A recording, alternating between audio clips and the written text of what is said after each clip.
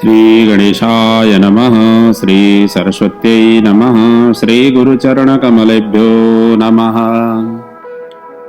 अज्ञानातिमिरन्दस्य ज्ञानाञ्जनशलाकया चक्षुरुन्मिलितं येन तस्मै श्रीगुरवे नमः।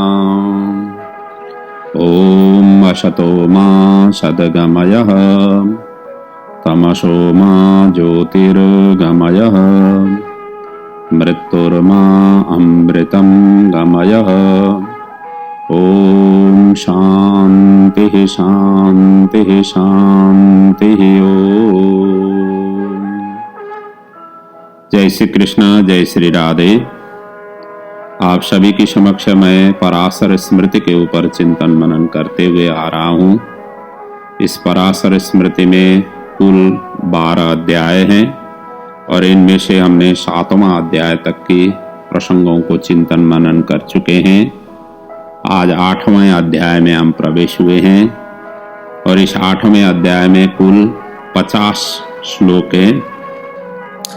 जैसा कि मैं बता रहा हूँ, सभी श्लोक सरल है, सहज हैं और हर कोई व्यक्ति श्लोकों का पाठ करने से उसका भाव भी समझ पाते हैं। और स्मृति ग्रंथ, जैसा कि हम बताते आ रहे हैं कि यह धर्मशास्त्र का मेरुदंड है और कलिकाल के प्राणियों के लिए तो पराशर स्मृति सबसे पठनीय है। और इन्होंने कलिकाल में क्या कैसे बर्ताव करनी चाहिए चारों वर्णों के लिए, उसके ऊपर ही इन्होंने मूलतः जोर दे करके अपने चिंतन मनन को प्रस्तुत किया हुआ है। ऐसा अद्वितीय अद्भुत हमारे आर्ष ग्रंथ की चिंतन करते हुए हम सभी लाभ ले सकें। हमारे वाङ्मय की जो अमूल्य निधि है इन ग्रंथों का चिंतन मनन करते हुए हमें उन ज्ञान की भी हमें प्राप्ति हो जाती है। आइए अब ज्यादा भूमिका को हम अभिव्यक्त नहीं करते हुए अब सीधा ही विषय वस्तु में ही प्रवेश करते हैं। 8वें अध्याय में मूलतः गौ वध हो जाए तो उसकी प्रायश्चित क्या है, ये प्रसंग से यहाँ पर ये 8वां अध्याय प्रारंभ होता है। और इसके लिए यहाँ पराशर जी कहते हैं कि परिषद के ऊपर अपने पाप को व्यक्त करना चाहिए। और वो परिषद ब्राह्मण, जो वेद पाठी ब्राह्मण हैं, जो पंच यज्ञ रत्न ब्राह्मण हैं, पंच यज्ञ करने वाले ब्राह्मण हैं, वेद पाठी ब्राह्मण हैं, धर्मशास्त्र के ज्ञाता जो ब्राह्मण हैं, और उनकी अभिमत के आधार पर, उनकी व्यवस्था के आधार पर करने से उनकी गोवध से मुक्त हो जाते हैं, अर्थात उससे शुद्ध हो जाते हैं। इस भाव को यहाँ मूलतः व्याख्या किया गया है। तो यहाँ इस अध्याय में एक तरह से देखा जाए तो ब्राह्मण की यहाँ परिचय दे रहे हैं, किस प्रकार के ब्राह्मण को ब्राह्मण माने, किस प्रकार के ब्राह्मण को जाति और नाम के ही ब्राह्मण कहे गए हैं, आदि इत्यादि का भी यहाँ पर इन्होंने विवेचन किया हुआ है। और ऐसे ही जो धर्मशास्त्र के ज्ञाता हो उनकी ही बात को हमें अपनाना चाहिए, इस बात पर इन्होंने विशेष रूप से जोर दिया गया है। गायत्री मंत्र का जाप करने वाला, संध्या वंदन करने वाला, अपने नियम में रहने वाला ब्राह्मण का ही मतलब उनकी ही बातों को विशेष रूप से मानना चाहिए। वो ही धर्मशास्त्र के प्रवक्ता हैं, धर्मशास्त्र को जानते हैं, क्योंकि इन शास्त्रों को अध्ययन करने से ही उनके अंदर में ब्रह्म ज्ञान प्राप्त हो जाता है और ब्रह्मवेत्ता ही व्यक्ति का ही बातों को मानना चाहिए। इस बात को भी यहाँ जोर दिए गए हैं। ऐसा ये अद्वितीय अद्भुत प्रसंगों से भरा हुआ ये 8वां अध्याय है। आइए हम अब श्लोक के भावों के ऊपर ही अब चिंतन मनन करते हुए आगे बढ़े। पहले श्लोक में कह रहे हैं कि गवाम बंधन यो क्रेशु भवेन मृत्यु अकामतः अकाम कृतक पापस्य प्रायश्चित्तम कथम भवेत। ये कह रहे हैं कि यदि कोई गौ जहां पर बंधी हुई है गौशाला में ही, बंधी हुई गौशाला में ही अकामतः मृत्यु को प्राप्त हो जाए तो उस अकृत पाप का प्रायश्चित किस भांति होना चाहिए, इस प्रकार से प्रश्नों को लेकर के ये अध्याय प्रारंभ हुआ है। और इसके उत्तर देते हुए पराशर जी कहते हैं, वेद वेदांग के जानने वाले, धर्मशास्त्र के पारदर्शी और सर्वदा अपने कर्तव्य कर्म में निरत ऐसे ब्राह्मणों से वह पापी पुरुष अपना पाप निवेदन कर दें और वो जैसी व्यवस्था करेंगे उस तरीके से ही उन्हें प्रायश्चित आदि करनी पड़ेगी आदि का भाव यहाँ पर ये अभिव्यक्त कर रहे हैं। और कहते हैं पाप हो जाए तो पहले तो परिषद में जाकर के निवेदन करें। इस बात को यहाँ जोर दे रहे हैं कि हमने पाप किया हुआ है, और इस पाप की क्या प्रायश्चित होती है, ऐसे परिषदों में जाकर के उनको निवेदन करना चाहिए। ये कहना ये चाह रहे हैं कि परिषद का मतलब जो ब्राह्मण समाज है, जो वेद पाठी ब्राह्मण हैं, उन वेद पाठी ब्राह्मणों को इन्होंने तो 3 से 5 तक ब्राह्मण जो वेद पाठी हैं, शास्त्रज्ञ हैं, धर्मशास्त्र को जानने वाले, इन्हीं के ही इनका जो मतलब 3 से 5 तक ब्राह्मणों का जो समूह है उनको इन्होंने परिषद का संज्ञा दिया हुआ है। इसका प्रसंग आगे आएगा, मैं क्रमशः वर्णन करता हुआ आगे बढ़ूंगा। तो इस तरीके से इन्होंने वर्णन किया हुआ है कि पाप को छिपा करके नहीं रखना चाहिए, परिषदों को जा करके बताना चाहिए कि मैंने ये पाप किया हुआ है, और उन्होंने जिस तरीके से व्यवस्था करते हैं उसी अनुरूप उन्हें प्रायश्चित करनी चाहिए। इस भाव को यहाँ आगे वर्णन कर रहे हैं कि और ऐसी अवस्था में उन ब्राह्मणों के पास जाना होगा जो न्याय मार्ग से अपने पास आए हुए उस पापी को ब्राह्मण व्रत करने की आज्ञा दे। यदि निश्चय ही पाप किया है उनके द्वारा ये ऐसा विदित हो जाए तो उस पाप को धर्मज्ञ ब्राह्मण के अर्थ निवेदन किए बिना भोजन न करें, और यदि बिना परिषद के निकट गए भोजन कर लें तो पाप की वृद्धि होती जाती है। और यदि पाप करने में संदेह हो जाए तो उसका निश्चय बिना भोजन न करें, और जब तक उसका निश्चय नहीं हो जाए तब तक असावधान ही रहना उचित नहीं है, क्योंकि कहा गया है कृत्वम पापम न गुह्येत गुह्यमानम विवर्धते स्वल्पम बाथ प्रभूतम बाह धर्म विद्यो निवेदयेत। ये कह रहे हैं कि किए हुए पाप को कभी भी छिपाना नहीं चाहिए, कारण कि छिपाने से पाप की वृद्धि होती है, और पाप चाहे थोड़ा हो चाहे ज्यादा हो उसे धर्म के जानने वाले ब्राह्मणों के आगे निवेदन कर दें। जब तक वो सजाए नहीं दें तब तक भोजन भी नहीं करना चाहिए, कारण कि उसके पापों को जानकर जिस भांति बुद्धिमान वैद्य रोगी को पीड़ा का दूर कर देता है, उसी प्रकार ब्राह्मण उसके पाप को नष्ट कर देने की उपाय उन्हें कह देंगे। इस तरीके से वर्णन कर रहे हैं। और आगे जाकर के कहते हैं पाप का प्रायश्चित करने से ही शुद्धि होती है, इस बात को जोड़ दे रहे हैं। प्रायश्चित्ते समुत्पन्ने ह्रीन्मान शतपरायण मुहुर आर्जव संपन्नम शुद्धिर्गच्छेत मानवः। कहते हैं कि पाप का प्रायश्चित करने पर ही लज्जाशील सत्यपरायण सरल स्वभाव पुरुष शीघ्र ही शुद्धि प्राप्त करते हैं।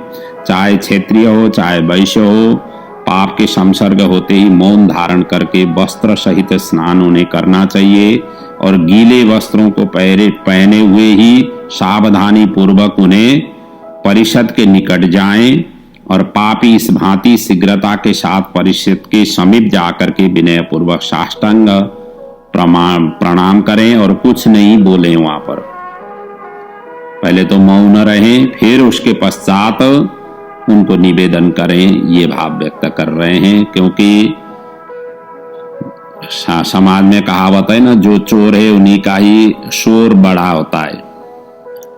तो पापी को मौन रहने में ही कल्याणदायक है, परिषद जिस तरीके से उनकी पाप की प्रायश्चित की विधान करेंगे उसी तरीके से करना ही उनके लिए श्रेयस्कर है। इस प्रकार से अभिव्यक्त करते हुए आगे जाकर के कहते हैं कि जो ब्राह्मण वेद और गायत्री को नहीं जानते हैं, संध्योपासना और अग्निहोत्र नहीं करते हैं, सर्वदा खेती के कार्य में लगे रहते हैं, वो केवल नाम मात्र के ब्राह्मण हैं। नाम और जाति के ही वो ब्राह्मण कहे गए हैं। और ऐसे ब्राह्मणों के कहने पर, ऐसे ब्राह्मणों का निर्णय पर, इस उनके निर्णय को इतना मान्य यश पराशर जी नहीं मान्यता दे रहे हैं, क्योंकि बिना धर्मशास्त्र से प्रायश्चित का सही निर्णय नहीं बता पाएंगे। जो जिन्होंने धर्मशास्त्र को जाना हुआ हो, जो वेद पाठी हो, जो नियमी हो, ऐसे ब्राह्मण ही ऐसे विधान कर सकते हैं। अन्यथा अन्य जो नाम मात्र के, जाति मात्र के जो ब्राह्मण हैं, जिन्होंने पठन नहीं किए हुए, वो इस तरीके के निर्णय नहीं दे सकते हैं। यदि जबरदस्ती वो दे रहे हैं तो उनका जो पापी है वो तो मुक्त हो जाएगा, लेकिन उनका जो पाप है उनके ऊपर उनके शरीर में 100 गुना होकर के उनके शरीर में आ जाता है। इस तरीके के भाव यहाँ व्यक्त कर रहे हैं। इसलिए कह रहे हैं अज्ञात्वा धर्मशास्त्राणि प्रायश्चित्तम ददातिह प्रायश्चित्ति भवेत् पूतः किल्बिषम पार्षदिहि व्रजेत। ये कह रहे हैं कि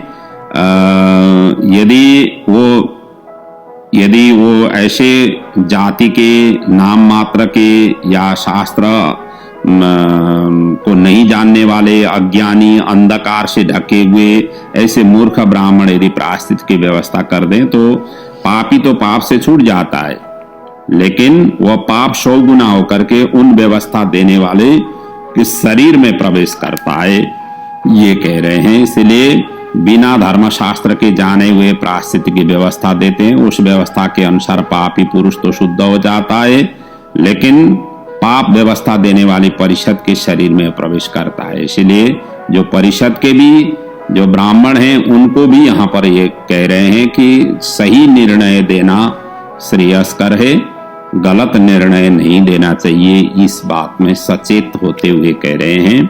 और परिषद का अब यहाँ आगे जाकर के परिचय वर्णन कर रहे हैं कुछ श्लोकों में। कहते हैं चत्वारो वा त्रयो वापि यम ब्रूयुर्वेद पारगः सधर्म इति विज्ञेयो नेतैरस्तु सहस्रशः। चत्वारो वा त्रयो वापि वेदवन्तोऽग्निहोत्रिणः ब्राह्मणानां समर्थाय परिषत्सा विधीयते। ये कह रहे हैं कि वेदवेता, अग्निहोत्री, ब्राह्मण 3 अथवा 4 होने से परिषद होती है। 4 जने या 3 जने वेद को जानने वाले ब्राह्मण जो व्यवस्था दे देते हैं उसी को यथार्थ धर्म जानना चाहिए। अन्य सहस्र मनुष्यों का वचन भी धर्म रूप नहीं हो सकता है। जो प्रमाण मार्ग को ढूंढ करके अर्थात संपूर्ण वचनों का प्रमाण संग्रह करके धर्मशास्त्र की व्यवस्था देते हैं उनसे पाप भी भयभीत हो जाता है। वास्तव में वही धर्म के कहने वाले भी हैं। जिस भांति पत्थर के ऊपर रखा हुआ जल वायु और सूर्य के तपन से सूख जाता है, उसी भांति परिषद की आज्ञा से संपूर्ण पापों का नाश हो जाता है। और आगे जाकर के कह रहे हैं कि ध्यान, धारणा आदि आत्म तत्व को जानने वाले मुनि, यज्ञ करने वाले तथा स्नातक, इनका मतलब इन लोगों का भी परिषद माना जाता है। अर्थात ऐसे लोगों को भी परिषद में शामिल किया जा सकता है।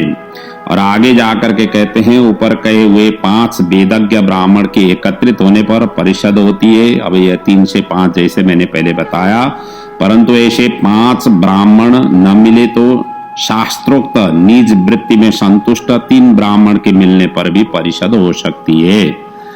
अर्थात जो शास्त्रोक्त है, ज्ञानी है, ब्रह्म ज्ञानी है, ऐसे के 3 जनों की अभिमत से जो भी निर्णय आ जाए उनको भी मान्य माना गया है। आगे जाकर के कहते हैं वेद पाठी ब्रह्म ज्ञानी ही परिषद में शामिल हो सकते हैं, अन्य को नहीं रखना चाहिए, ये भी वर्णन कर रहे हैं। अतः ऊर्ध्वं तु ये विप्रा केवलं नामधारका परिषत्वं न तेष्वति सहस्र गुणितेष्वपि यथा काष्ठमयो हस्ति यथा चर्ममयो मृगः ब्राह्मणास्त्वान् अधीयानः त्रयस्ते नामधारकाः। अब यहाँ उदाहरण दे रहे हैं कि जिस भांति काठ का हाथी वास्तव में वो हाथी नहीं होता है, काष्ठ का हाथी काष्ठ ही होता है, और जैसे चर्म का मृग चर्म ही रहता है, वो मृग नहीं होता है, और वेद को नहीं जानने वाले ब्राह्मण भी उसी प्रकार का है, केवल नाम मात्र के ही धारण करने वाले माने गए हैं। और जिस भांति अगले भी ऐसे ही एग्जाम्पल दे रहे हैं कि अगले जैसे शून्य ग्राम निर्जल कूप और अग्निहीन भस्म के ढेर में हवन करना जैसे निष्फल माना गया है, उसी भांति बिना मंत्रों के जानने वाला ब्राह्मण भी निष्फल है। और आगे जाकर के कहते हैं जिस प्रकार नपुंसक स्त्री के साथ संभोग कर निष्फल माना गया है, जिस भांति ऊषर की भूमि पर निष्फल माना गया है, जिस भांति मूर्ख को दान देना निष्फल माना गया है, उसी भांति वेद मंत्रों को न जानने वाला ब्राह्मण भी निषिद्ध है, इस तरीके से समझना चाहिए। और जैसे चित्रकारी को काम में नाना भांति के रंग सनई सनही वो भरते जाते हैं, उसी भांति अनेक संस्कारों से मंत्रों के द्वारा ब्राह्मणत्व उन्हें प्राप्त होता है। अर्थात ऐसे शास्त्रों का अनेक शास्त्रों का अध्ययन चिंतन मनन करने से ही उनके अंदर में ब्राह्मणत्व की तेज अभिवृद्धि हो जाती है, वो ब्रह्म ज्ञानी की ओर प्रविष्ट हो जाते हैं। और जितना जो इस तरीके के ओजस्वी हैं तेजस्वी हैं ऐसे ब्राह्मणों का दिया गया जो निर्देशन है वो ही सर्वमान्य इस तरीके से मानना चाहिए। आगे जाकर के नाम मात्र के ब्राह्मण से न्याय करता जो करते हैं वो उन्हें नरक जाना पड़ता है, इसकी बात को यहाँ जोर दे रहे हैं। प्रायश्चित्तम प्रयक्षन्ति ये दीजा नामधारका ते दीजा पाप कर्माण समेतः नरकम ययु। ये कहते हैं जो नाम मात्र के ब्राह्मण प्रायश्चित की व्यवस्था करते हैं तो वो पापी है और उनकी नरक की प्राप्ति होती है। आगे जाकर के कहते हैं ये पठन्ति दिजा वेदम पंच यज्ञा रताश्चये त्रैलोक्यम तारये त्वेषाम पंचेन्द्रिय रता अपि। ये कहते हैं कि जो वेद पाठी पंच यज्ञ करने वाले ब्राह्मण ही श्रेष्ठ हैं, इस बात को यहाँ पुष्ट कर रहे हैं। जो ब्राह्मण वेद को पढ़ते हैं, जो नित्य पंच यज्ञ करने में तत्पर रहते हैं और यद्यपि पंचेंद्रिय परायण हो तथापि त्रिलोक को धारण करते हैं, स्मशान में जैसे प्रदीप्त हुई अग्नि मंत्रों से संस्कार होने के कारण जिस भांति सर्वभोक्ता है, उसी भांति ब्रह्म ज्ञान को प्राप्त कर संस्कार को प्राप्त हुआ ब्राह्मण सर्वभूत और देव रूप हो जाता है। और जिस भांति संपूर्ण अपवित्र वस्तु को जल में डाल दिया जाता है, उसी प्रकार संपूर्ण पापों को निर्मल ब्राह्मण के ऊपर अर्थात उनको श्रवण कराने से, उनके आगे अभिव्यक्त करने से पापों से एक तो हल्का महसूस हो जाता है और उनकी जो विधान दे देते हैं, जो बताते हैं कि उनके प्रायश्चित्त की, उनको करने से समूल नष्ट होकर के शुद्ध हो जाते हैं।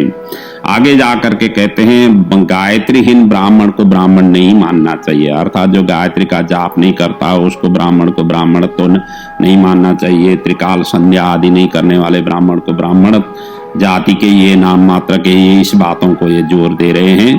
कहते हैं गायत्री रहितो विप्रह शूद्रादापि शुचिर भवेत गायत्री ब्रह्म तत्वज्ञा संपूज्यते जनेन्द्री जनेर दिजा।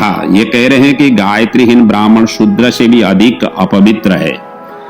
शूद्र तो गायत्री जपता ही नहीं है, ब्राह्मण होकर के गायत्री नहीं जपे तो शूद्र से भी नीचे गिर जाते हैं, इस तरीके से कह रहे हैं। और जो ब्राह्मण गायत्री निष्ठा और ब्रह्म तत्व को जानते हैं वही श्रेष्ठ और पूजनीय है, वंदनीय है और उनकी ही आज्ञा को सभी को पालन करना चाहिए, ये बात व्यक्त कर रहे हैं। आगे जाकर के फिर एक और बात ये कह रहे हैं पराशर जी, इतना होते हुए भी ये कह रहे हैं कि ब्राह्मण यदि दुष्शील हो, दुष्ट चरित्र का हो तो भी वो पूजनीय है, इस बात को ये व्यक्त कर रहे हैं। कई बार ऐसे होते हैं कि जैसे दुर्वासा आदि ऋषि हम शास्त्रों में पढ़ते हैं कि बड़े क्रोधी थे, क्रोधी होते हुए भी वो ज्ञानी थे और कई उनके जीवन काल में कई उन्होंने शास्त्रों का ज्ञान भी दिया, कईयों का उद्धार भी किया। या दुर्वासा जी की जीवन हम चरित्र पढ़ेंगे तो ऐसे दुष्चरित्र वाले ब्राह्मण होते हुए भी वो पूजनीय ही है, वंदनीय ही है क्योंकि उनका ज्ञान को हमें गुणग्राही होना चाहिए, उनकी जो चरित्रग्राही नहीं होना चाहिए, इस बात को ये जोर दे रहे हैं। इसलिए कहते हैं दुशीलोपी द्विजः पूज्यो न तो शूद्रो जितेंद्रिय कह परित्याज्य गाम दृष्टा दुए शीलवतीम खरीम। ये कह रहे हैं कि यदि दुशील ब्राह्मण हैं तो भी वो पूजनीय है, न कि जो जितेंद्रिय शूद्र है। शूद्र कुल में जन्म हुआ हो, जितेंद्रिय हो, इतना होते हुए भी उसको पूजना नहीं चाहिए। इन दोनों में से यदि पूजना हो तो दुष्शील ब्राह्मण को ही पूजना चाहिए। और इसका उदाहरण एक दे रहे हैं कि यदि दूषित अंग वाली गौ को त्याग करके शीलवती गधी को कौन दुहेगा, गधा को कौन दुहेगा, गधी को क्यों, उससे दूध थोड़ी ले लेगा। तो गाय का मूल स्थान गाय के ही स्थान में है, गधा का स्थान गधे के ही स्थान में है। इस तरीके की बात व्यक्त कर रहे हैं। आगे जाकर के कहते हैं ब्राह्मण द्वारा हंसी मजाक में कहे तो भी वो मानना चाहिए, ये बात भी यहाँ व्यक्त कर रहे हैं। धर्मशास्त्र रथारूढ़ वेदा खड़ग धरा दिज कृणार्थम अपि यद ब्रूयु सधर्म परम स्मृत। ये कहते हैं जो ब्राह्मण धर्मशास्त्र रूपी रथ पर चढ़ करके वेद रूपी खड़ग को धारण करते हैं, वो हंसी के मजाक में, हंसी में या मजाक में कुछ भी कह दें वो भी धर्म मानना चाहिए, उसको ही जानना चाहिए। इस तरीके से व्यक्त कर रहे हैं। आगे जाकर के कहते हैं धर्मशास्त्र पढ़ाने वाले को श्रेष्ठ मान रहे हैं। ये जो धर्मशास्त्र की शिक्षा दे देते हैं, ऐसे ज्ञान जो प्रदान करने वाले हैं, वो पढ़ने से भी पढ़ाने वाले श्रेष्ठ हैं। इस तरीके के व्यक्त कर रहे हैं। चातुर्विद्योपि विकल्पीच अंग विधर्म पाठक त्रयश्चाश्रमणो मुख्यः पर्षदेव दशावरा। ये कहते हैं चारों वेदों के जानने वाला, निश्चित ज्ञान युक्त वेद के अंगों को पारदर्शी और धर्मशास्त्र पढ़ाने वाला एकला ही श्रेष्ठ परिषद हो सकता है। इतना ज्ञान उनके अंदर में है तो वही परिषद का स्वरूप में मानना चाहिए। इस तरीके से व्यक्त कर रहे हैं। आगे जाकर के कहते हैं ब्राह्मण की आज्ञा के बिना राजा को भी दंड नहीं देना चाहिए। राजा किसी दंड व्यवस्था कर रहा है तो पहले ब्राह्मणों की धर्मशास्त्रों की ज्ञान, मतलब उनके शास्त्रों में जो उल्लेख किया गया है, ऐसे वेद पाठी ब्राह्मण जो धर्मशास्त्र के मर्मज्ञ ब्राह्मण हैं, उनसे पहले राय लेकर के तभी दंड की व्यवस्था करनी चाहिए। या ब्राह्मण जिस तरीके से राय प्रदान करते हैं उसी को ही अनुगत करते हुए राजा उनकी दंड व्यवस्था करनी चाहिए। इस बात को भी यहाँ जोड़ दे रहे हैं। इसलिए कह रहे हैं राज्ञा सानुमति स्थित्वा प्रायश्चित्तम विनिर्देश स्वयंवेव न कर्तव्यम कर्तव्य स्वल्प निष्कृति ब्राह्मणास्तान अतिक्रम्य राजा कर्तुम यदीक्षति तत्पापम सददा भूत्वा राजनाम अनुगच्छति। ये कह रहे हैं कि यदि ब्राह्मण राजा के आज्ञानुसार प्रायश्चित्त की वो व्यवस्था कर देते हैं, यदि वो उनके ब्राह्मण के आज्ञा के बिना राजा अपनी मनमानी ढंग से यदि व्यवस्था कर देता है, तो ब्राह्मण की सम्मति के बिना यदि वो व्यवस्था कर देता है तो उस पापी का पाप 100 गुना बढ़ करके राजा के शरीर में ही प्रविष्ट हो जाता है। अर्थात व्यवस्था करने वाले राजा होते हैं और यदि ब्राह्मण के सम्मति के बिना वो कर रहे हैं तो सभी पापों का 100 गुना चढ़ करके उनके ऊपर ही लग जाता है। ये बातें कह रहे हैं। आगे जाकर के कहते हैं प्रायश्चित करते समय ये ध्यान देना चाहिए। अब प्रायश्चित करते समय क्या क्या चीज ध्यान देना चाहिए आगे जाकर के वर्णन कर रहे हैं। यदि ब्राह्मण देव मंदिर के सम्मुख बैठ करके व्यवस्था कर दे तो वेद माता गायत्री का जप करने से ही शुद्ध होता है। प्रायश्चित करने के समय में पहले शिखा सहित सिर का मुंडन करना चाहिए, त्रिकाल स्नान करना चाहिए और दिन में गौ के पीछे पीछे जाना चाहिए और रात्रि के समय गौशाला में उन्हें शयन करना चाहिए। चाहे गर्म हो, उष्णे वर्षति शीतेवा मारुते बातिवा वृषम न कुर्वीता आत्मनः स्त्राणम गोरह कृत्वा तो शक्तिता। ये कह रहे हैं कि चाहे गर्म हो, चाहे ठंडी हो, चाहे आंधी हो, चाहे वर्षा हो, चाहे किसी भी तरीके की प्रकृति की व्यवस्था हो, उस प्रकृति की व्यवस्था के अनुरूप गौ की किसी भी तरीके से रक्षा करते हुए आगे बढ़ना चाहिए। गौ रक्षा करनी प्रथम कर्तव्य है। और अपने या दूसरे घर में अथवा खेत में या खली में या गौ कुछ धान्य आदि खाती हो या कुछ, उस समय उन्हें नहीं बोलना चाहिए। और कहते हैं जो बछड़ा गौ का दूध पीता हो तो भी उन्हें कुछ नहीं कहना चाहिए, नहीं करना चाहिए, बछड़े को दूध से अलग नहीं कराना चाहिए। गौ के जल पान करने पर ही जल प्रायश्चित करने वाले को पीना चाहिए। गौ के शयन करने पर ही उन्हें शयन करना चाहिए। और यदि गौ किसी भी भांति गिरे तो उनको पहले उठाएं, पहले उनको तंदुरुस्ती करें, तब जा करके मतलब अपने किसी भी तरीके से गौ की रक्षा करनी चाहिए। इसीलिए कहते हैं पिबंती सुः पिबेत्तोयम संविशंति सुसंविशेत पतिताम पंकलग्नाम्बा सर्व प्राणी समुद्धरेत। सभी प्राणों को लगा करके भी गौ की पहले उद्धार करनी चाहिए, प्रायश्चित करने से पहले, ये वर्णन कर रहे हैं। आगे जाकर के कहते हैं गौ ब्राह्मण के लिए रक्षा करने वाले श्रेष्ठ माने गए हैं, इसके विषय में वर्णन कर रहे हैं। ब्राह्मणार्थे गवार्थे वा यस्तो प्राणं परित्यजे मुच्यते ब्रह्म हत्यायाः गोप्तः गो ब्राह्मणस्य च। ये कहते जो मनुष्य ब्राह्मण और गौ के निमित्त अपने प्राण त्याग करता है और ब्राह्मण और गौ की रक्षा करने वाला पुरुष ब्रह्म हत्या के पाप से छूट जाते हैं। आगे जाकर के कहते हैं प्रजापत्य व्रत का विधान का यहाँ वर्णन कर रहे हैं। मूलतः गौ हत्या के लिए प्रजापत्य व्रत करना चाहिए। इसके लिए ये व्रत की यहाँ अंतिम कुछ श्लोकों में, इस अध्याय के अंतिम कुछ श्लोकों में उसकी व्यवस्था की यहाँ वर्णन कर रहे हैं। कहते हैं कि गोवधस्यानुरूपेण प्रजापत्यम विनिर्दिशे प्रजापत्यम ततः कृच्छम विभजेत चतुर्विधम। ये प्रजापत्य व्रत भी 4 प्रकार की बताया गया है। गौवध के प्रायश्चित के निमित्त प्रजापत्य व्रत की व्यवस्था करना चाहिए। जो परिषद हैं उनको प्रजापत्य की व्यवस्था करनी चाहिए और प्रजापत्य नामक कृच्छ व्रत को 4 भाग में उनको विभक्त करें।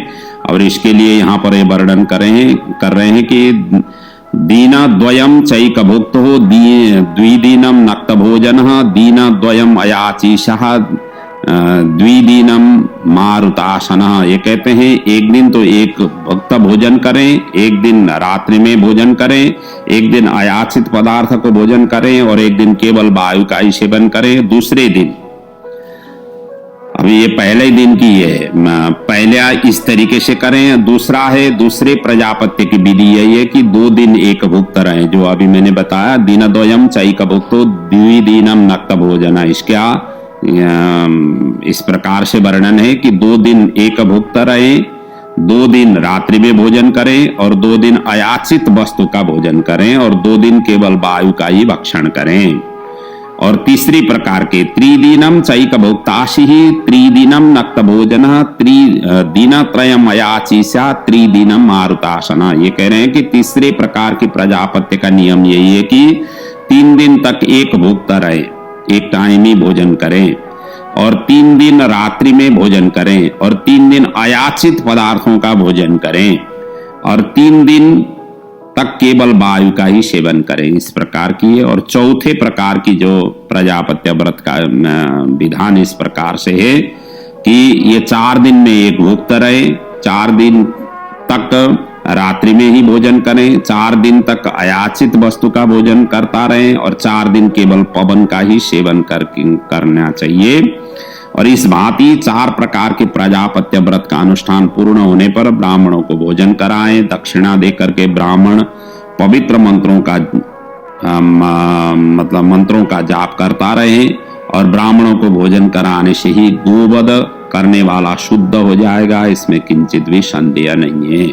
गोवध के लिए ही नहीं, सभी प्रकार की शुद्धि के लिए ब्राह्मण भोजन हमारे शास्त्रों में विहित है। सभी व्रत अनुष्ठान जो भी करते हैं उनके पारायण करते समय ब्राह्मण भोजन कराने का विधान है। कोई भी बड़ी अनुष्ठान हो, कोई भी तिथि हो, उन सभी की जब कभी भी हम उनकी उद्यापन करते हैं वहां पर ब्राह्मण भोजन का विधान वर्णन है। तो यहाँ पर भी यही है कि इस प्रकार की प्रजापत्य व्रत करने के पश्चात भी ब्राह्मण आदि को यथाशक्य भोजन आदि करना चाहिए, दान दक्षिणा आदि करना चाहिए, तब जाकर के शुद्धि हो जाती है। ये वर्णन करते हुए ये 8वां अध्याय यहाँ पर पूर्ण की गई है।